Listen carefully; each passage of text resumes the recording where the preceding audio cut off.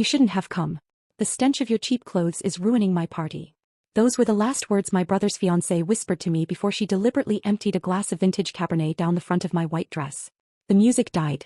The crowd gasped. Bianca stood there, smirking, waiting for the tears. She wanted a scene. I gave her a countdown. I didn't wipe the stain. I didn't look for a napkin. I checked my watch. It was 6:02.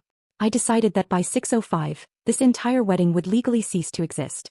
Before I tell you how I legally evicted my own brother's wedding party in under 180 seconds, drop a comment and let me know where you're listening from and what time it is for you right now.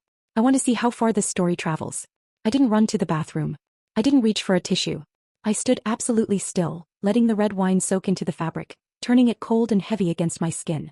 The crowd was waiting for the breakdown. They wanted the scene where the poor relation runs away sobbing, humiliated by the golden couple. I denied them that satisfaction. Bianca laughed, a light, tinkling sound that was practiced to perfection. She snapped her fingers at a passing waiter, not even looking at him. Get her a napkin. And maybe some club soda, though I doubt it will help that fabric. It looks like polyester. She dismissed me with a wave of her hand, turning her back to accept the coos of sympathy from her bridesmaids. That was when Denise, my brother's mother-in-law-to-be, stepped in. Denise works in human resources at a mid-sized tech firm. She handles people for a living, usually by firing them. She gripped my arm with a strength that belied her manicured nails. Let's get you out of the sight line, she hissed, her smile tight and fake for the benefit of the onlookers. We can't have you looking like a crime scene in the background of the first dance. She marched me away from the family table, away from the crystal centerpieces and the ocean view. She walked me past the guest tables, past the bar, all the way to the swinging metal doors of the kitchen. She pulled out a chair at a small, wobbly folding table tucked in the shadows. The vendor table. The DJ was there eating a cold sandwich. The photographer was changing a lens. This was where the help sat. Stay here, Denise said, smoothing her dress. And try not to speak to anyone important. We're doing you a favor by even letting you stay. I sat down. I looked across the room at my brother, Caleb. He was standing 10 feet away holding a glass of champagne. He had watched his fiancée pour wine on me. He had watched his mother-in-law drag me away like an unruly child. He looked me right in the eye, took a sip of his drink and turned his back. That was the moment the sadness died, replaced by a cold, sharp clarity. I looked at Bianca, glowing in the center of the room. Most people would think she was just a mean girl having a bad day. But I knew better. This was the predator's arithmetic. See, bullies like Bianca don't attack randomly. They do the math. When she walked into this room, she felt small. She was marrying into a family she thought was better than her, surrounded by money she didn't earn, at a venue she couldn't afford. She felt insecure. So she scanned the room for a resource she could consume to build herself up. She saw me. She saw the $12 dress I'd bought at a thrift store because I didn't care about fashion. She saw the quiet sister who never raised her voice. She calculated that I was the path of least resistance. By destroying me publicly, she wasn't just being cruel. She was establishing dominance. She was showing my brother, her family, and every guest that she was the alpha and I was the stepping stone. It was a calculation. A primitive, brutal equation of power. But Bianca made a fatal error in her math. She assumed that because I was quiet, I was weak. She assumed that because I sat at the vendor table, I was a servant. She forgot that in the hospitality industry, the vendor table is the most dangerous place in the room. Because that's where the people who actually run the show sit. I picked up the linen napkin from the table. I didn't use it to wipe my dress. I unfolded it on my lap. I watched the staff moving around the room. My staff. I checked my watch again. 6:04. Time to correct the equation. I sat there, invisible in the shadows of the kitchen doors, watching my brother raise a toast to his beautiful, cruel bride. They looked at me and saw a failure. A sister who couldn't afford a decent dress. A girl who had settled for a small life while they chased greatness. They had no idea that they were standing on my dirt. I don't work as an assistant. I don't work in hospitality management. I specialize in distressed commercial real estate. I hunt for dying properties, resorts drowning in debt, hotels facing bankruptcy, assets that banks are desperate to offload, and I buy them for pennies on the dollar. Then I fix them. I bought Obsidian Point 2 years ago when it was nothing but a crumbling liability and a lawsuit waiting to happen. I turned it into the most exclusive venue on the coast. I never told them. I kept my mouth shut and my car cheap because I knew exactly who they were. I knew that if Caleb knew I had money, he wouldn't see a sister. He would see a line of credit. I watched Bianca spin in the center of the dance floor, her dress sweeping across the polished hardwood I had paid to restore. She looked radiant. She looked expensive. And suddenly the invisible ledger opened in my mind. It's a specific kind of accounting only the scapegoat of the family understands. I looked at the crystal flutes in their hands, overflowing with vintage champagne. I remembered sitting in my studio apartment 3 years ago, wearing 2 sweaters because I couldn't afford to turn on the heat. I was eating instant noodles for dinner for the 20th night in a row. Not because I was broke, but because I had just wired $4,000 to my parents to stop the bank from taking their house. I lived in the cold so they could sleep in the warm. I looked at Caleb laughing as he loosened his silk tie. I remembered the day he started his business. He needed seed money. Dad called me begging. I emptied my savings account, money I had set aside for a down payment on my own life, and sent it to him. I drove a car with a taped-up window for 2 years so Caleb could drive a BMW to client meetings. I looked back at Bianca, sneering at me from across the room, judging the fabric of my dress. She sees a stain. I see the price of their survival. I realized then that my silence hadn't been humility. It had been a mistake. I had starved myself to feed people who would mock me for being hungry. I had built a kingdom in the dark to protect them, and they used the shadows to hide me away. The ledger was full. The debt was due. I pulled my phone out of my clutch. I didn't open social media. I opened the internal management app for the resort. I saw the event status. Active. I saw the client name. Caleb and Bianca. I scrolled down to the contract section. I didn't need to read it, I wrote it. Clause 14b. The Morality and Harassment Protocol. It was a clause I inserted into every contract after a particularly abusive groom assaulted a waiter last year. It gave ownership the unilateral right to terminate an event immediately if the client or their guests harassed, abused, or threatened staff or management. Bianca had just poured wine on the owner. I looked at the head of security, a man named Marcus who was standing by the main exit looking bored. I sent him one text message. Code 14b.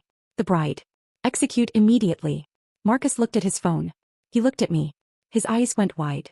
He tapped his earpiece and started moving toward the stage. I stood up from the vendor table. I didn't smooth my dress. I walked past the photographer, past the DJ, and stepped onto the stage. The music died. The room went silent. It was time to introduce myself. The room didn't just go quiet, it went dead. I climbed the 3 steps to the raised platform where the DJ was busy mixing a top 40 hit. He saw me coming, a wine-stained woman with a look of absolute zero on her face, and opened his mouth to tell me to get lost. He never got the chance. Marcus, my head of security, stepped out from the shadows. He's 6'4" and built like a linebacker. He simply nodded at the DJ and cut the power. The music died with a turntable screech that made half the room wince. Then the house lights slammed on, full brightness, harsh and unforgiving. The romantic, dim ambience vanished, replaced by the stark reality of a conference room. Hey! Bianca shrieked from the dance floor, shielding her eyes against the sudden glare. Who turned on the lights? DJ, what are you doing? I took the microphone from the stand. It gave a high-pitched feedback whine that made everyone cover their ears. He's following orders, I said. My voice boomed through the speakers, steady and calm. And so are you. Bianca spun around, her eyes narrowing when she saw me standing center stage. You. She laughed, a nervous, jagged sound. Oh my God, she's drunk. Someone get the wine-soaked trash off the stage before she embarrasses herself. Denise marched toward the stage, her face twisted in that HR manager scowl she used right before firing someone. Get down from there immediately, you little brat. I will have you banned from this property. Actually, Denise, I said, my voice overriding hers. You can't ban the person who signs the checks. I pulled my phone out and held it up, the screen glowing with the digital contract. I am invoking Clause 14b of the venue rental agreement. The Morality and Harassment Protocol. The room murmured. What is she talking about? Someone whispered. Clause 14b states that any physical or verbal harassment directed at the ownership team or staff is grounds for immediate, non-refundable termination of the event. I recited from memory. I looked straight at Bianca. You poured wine on me. You called me poor. You humiliated me for sport. So what? Bianca yelled back, hands on her hips. You're just the groom's loser sister. You aren't staff. No, I corrected her. I'm not staff. I'm the owner. The silence that followed was heavy enough to crush a lung. Bianca blinked. Her mouth opened but no sound came out. Denise froze mid-step. Caleb dropped his glass. It shattered on the floor but nobody looked at it. I bought Obsidian Point 3 years ago, I continued, my voice ice cold. I rebuilt it from the ground up. Every chair you're sitting on, every glass you're holding, the floor you're standing on, it's mine. And I have a zero-tolerance policy for bullies. I gestured to the exits where 6 uniformed security guards had just materialized, arms crossed. Bianca, Denise, you have violated your contract. Your event is terminated effective immediately. You have 10 minutes to remove your personal belongings and vacate my property. If you are still here at 6:20, you will be escorted out by the sheriff for trespassing. I lowered the mic, clocks ticking. The room didn't calm, it detonated. Bianca shrieked and charged the stage, mascara streaking. You liar. You jealous loser. You're broke and trying to ruin my wedding. Denise barreled behind her. I work in HR. I know real power. I'll blacklist you from every venue and sue you dry. I stayed still and watched high society melt. Then Caleb moved. He ripped the mic from my hand and shouted over the crowd. Don't listen to her. My sister isn't well. His voice softened into false concern. She's off her meds. She begged Dad for rent last week. She's delusional. She hates seeing me happy. The crowd shifted instantly, pity toward him, disgust toward me. Security, he barked. Get her out. Even my guards hesitated. He was the golden child. I was suddenly the unstable sister. I turned to leave, but Caleb blocked the exit, face inches from mine. You're broke, Belinda. And tonight I'm telling everyone where your money really comes from. He believed every word, because Dad had lied to him too.